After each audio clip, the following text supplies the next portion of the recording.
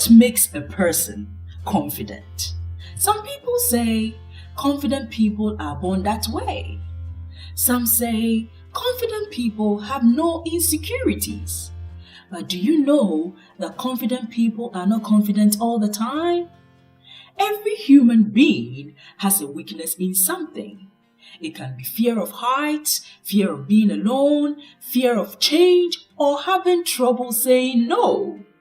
The people you think are confident have weaknesses just as you do. However, how confident people choose to handle their weaknesses is what makes them confident. In this video, I will talk about the causes of low self-confidence and what to do to become confident in yourself.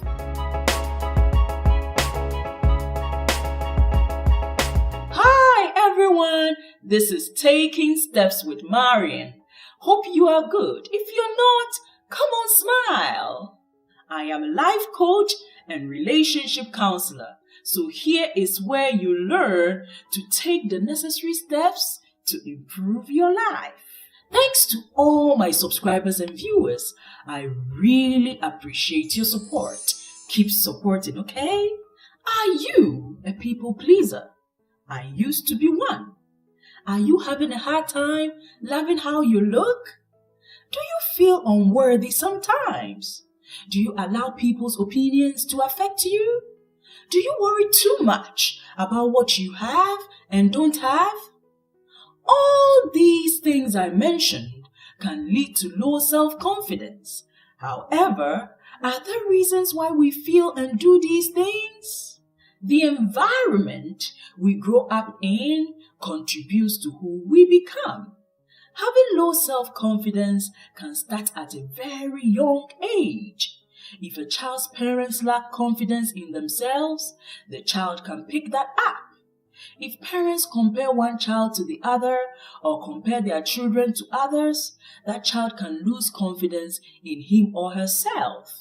If you grow up or live in a society where people have the tendency of telling you what to do, how to act, how to look, or what course to study without giving you the chance to think things through and to be what you want to be, it can lower your self-esteem and confidence. There are 6 important things that cause low self-confidence. The first thing is fear. Fear is a feeling that something will be painful, dangerous, or harmful for us. It can be a physical fear or an emotional fear. And with every fear, there are emotional thoughts that go on in one's mind. Fear is a normal feeling that everyone has, because fear is a survival instinct meant to protect us from danger, pain, or harm. However, fear becomes a problem when you think about it longer than is necessary. When you continue to think about your fears, it can feel more dangerous than it actually is. For example, if someone worries about what people think about him or her longer than is necessary, then it's more likely for these fears to consume them. Danger to me might be fear of heights. Danger to you might be fear of being in a confined place. Someone else's danger might be fear of rejection or fear of being dismissed by others. Let's say you have a fear of heights. Standing on a rooftop scares you. And then you see someone walking on a rope tied between 2 mountains. You might think this person is fearless, but that same person who walks on the tied rope between 2 mountains might be afraid of speaking in the presence of a group of people. My kind of fear is physical, but it has an emotional effect on me. I am afraid of heights, so when I drive uphill, I talk to myself. It's been a constant struggle, but as I keep practicing, I'm getting better at it. Confident people say to themselves, I feel nervous, but I have to do what I have to do. But what people don't see is the nervousness because they don't show it. Some do it unconsciously, without knowing, because somehow they developed it. And some do it because they've practiced to become confident. We all fear when we feel that something is dangerous or harmful to us. That person you think is confident is only able to do it not because they are different from you, but because they say things to themselves that motivate them to do what they are afraid of. Practice makes perfect. In anything we do in life, the more we practice, the better we become at it. You can learn to be confident too. The next thing that leads to low self-confidence is being overly self-conscious. Being self-conscious in itself is very important to some extent because it helps you know who you are and what you want to do for yourself. However, being too self-conscious can lower your self-esteem and confidence. An overly self-conscious person is someone who is always thinking or imagining or worrying themselves about how other people will see them or think about them. A few years back, a friend of mine invited me to her housewarming party. A friend of hers was talking about life after divorce and how difficult it is to find an empathetic man. She talked about how the guys she has dated and liked lost interest in her after a few dates. She will call them and text them after a few dates but gets no response from them. She said something that struck me. Her words were, she tells the men she dates she knows she is not beautiful, she is short, but she wears heels to make up for it. She has mild depression, so she gets angry when certain things are not done properly. I remember telling her privately, do you realize you are too self-conscious and you are devaluing yourself in the presence of the men you date, and that can be the reason they give up on you? She said, I have not thought about it like that.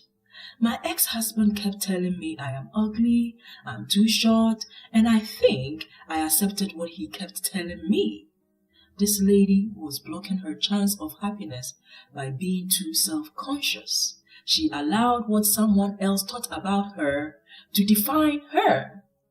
Don't body shame yourself or allow anyone to body shame you. We all have flaws. Our flaws are part of our beauty as humans. I have a scar on my hand, and people will tell me you have to do surgery to make it smooth. But my scars are the pieces of me. If I want to remove it, that will be my choice. But I will not be pressured to remove something that reminds me of who I am. Overly self-consciousness comes from a feeling of insecurity. So if you are an overly self-conscious person, it is time to ask yourself these questions. What are the things in my life that make me feel insecure? Am I around a person or people who are telling me negative things about me? Why do I feel people are judging me? And even if they do, why does it bother me? Another thing that leads to low self-confidence is feeling less than other people. Feeling less than other people means feeling intimidated by people of higher status or people you think are doing better than you. When you walk in a room, whether it's a group you belong to or a job or in relationships, whatever you are contributing to the cause is valuable just like the others. It doesn't matter whether what you're contributing is 5% or 10% or 20% or 50%. Whatever percentage you are contributing is valuable. If you see yourself as valuable as others, you become confident in yourself. Imagine with me for a moment. Imagine that you're a baker or an assistant or a secretary. How do you see yourself as valuable when you are in the midst of professors, doctors, or company owners? You should see yourself as valuable because whatever you are offering is valuable to them too. For example, if you are not the secretary or the assistant to your boss cannot get his job done effectively or on time. Your contribution helps your boss to work effectively. Just because someone is your leader or your boss doesn't mean that you are inferior to them. Of course, you have to respect your leaders and your bosses, but you are valuable to them too. If you understand that you are not less than others, it gives you confidence at any level you are at. So whenever people make you feel less confident or feel less than, say this in your mind: I am valuable and important as they are. The next thing that causes low self-confidence is bullying. Bullies like to be in control of people's freedom. They like to tell people what to do and what is good for them without letting them voice out what they really feel or what they want for themselves. Bullying can start at a very young age. If a child has parents who are verbally, emotionally, or physically abusive or always comparing them to their sibling or to others, it's bullying and it can lower a child's self-confidence. For example, just imagine you study hard to get a D in a course, but your parents say you are lazy and you need to learn to get an A like your sister or brother, without giving you the chance to explain what happened or express yourself. Wouldn't that affect your self-confidence? Many parents compare their children without knowing they are bullying them. It is wrong to compare one child to the other or abuse a child. Your job as a parent is to help your child grow to be the best they can be. If your child is not doing well in school, find out from your child what you can do to help them better their grades, instead of trying to compare them to a sibling or to someone else. If you compare them to someone else, what you are indirectly telling your child is, you know nothing, your hard work is not enough, and someone else is more valuable than you.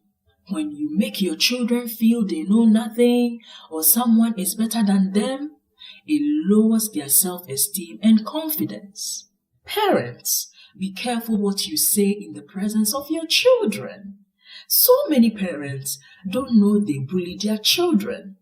Therefore, by the time they start school, they lack confidence in themselves already. If the child gets bullied at school, he or she can't stand up for themselves because the child is conditioned to accept being bullied because bullying is his or her normal at home. Train your children to accept who they are. Tell them they are beautiful, valuable, and unique.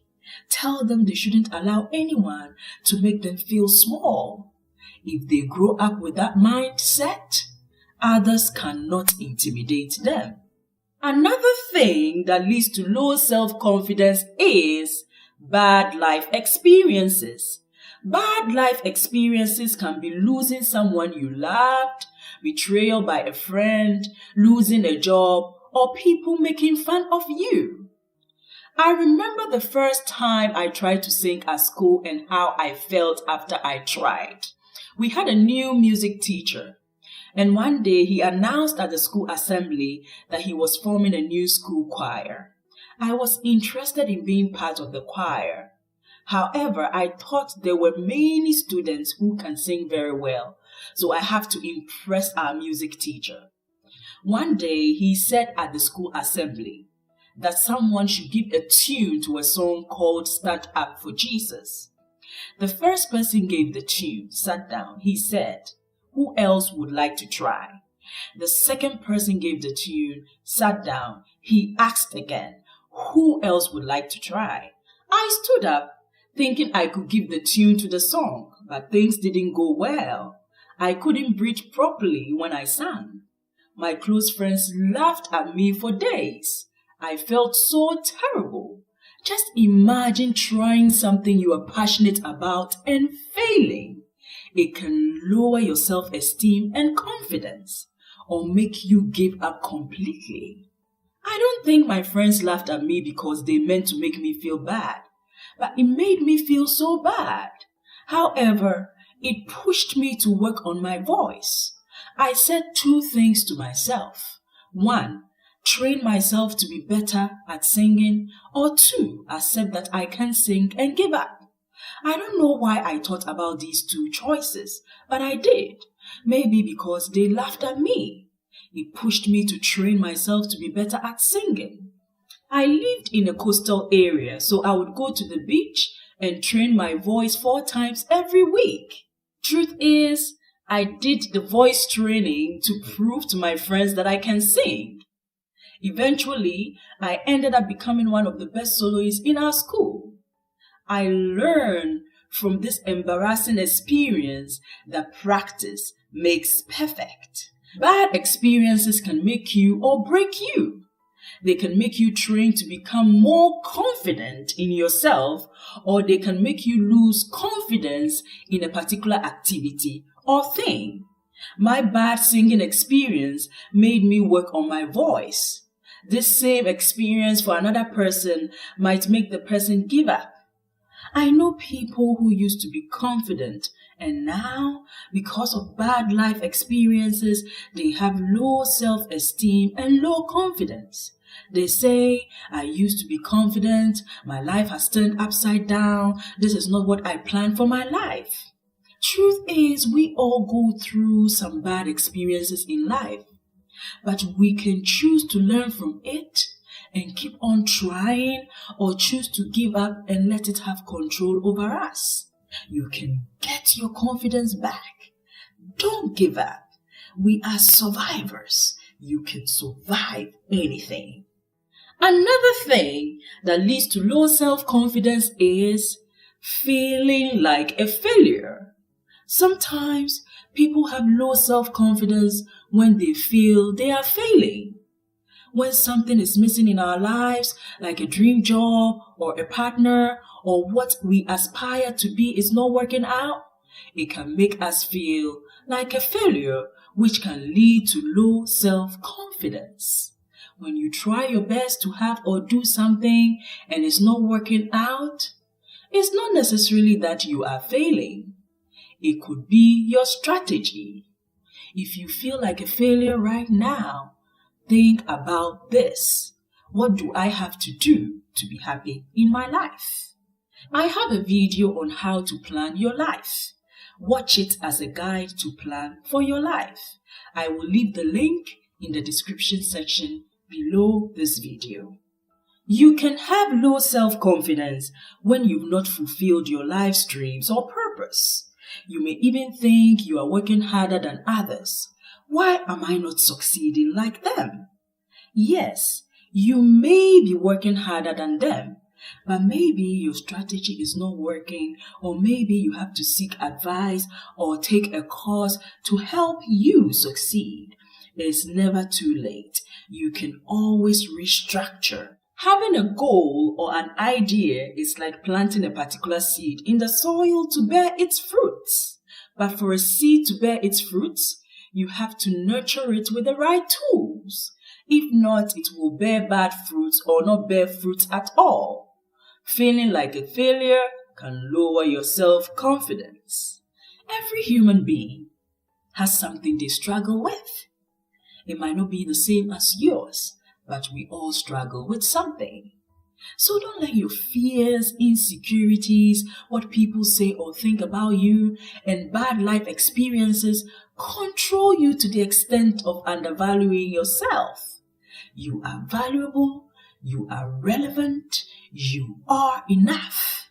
If you believe these things about yourself, you will be confident in yourself and in everything you do, because you know you are enough. Don't forget to subscribe if you have not done so already. And if you are new here, support this channel by subscribing too. Click on this red button below this video and hit the bell next to the subscription to get a notification anytime I post a new video.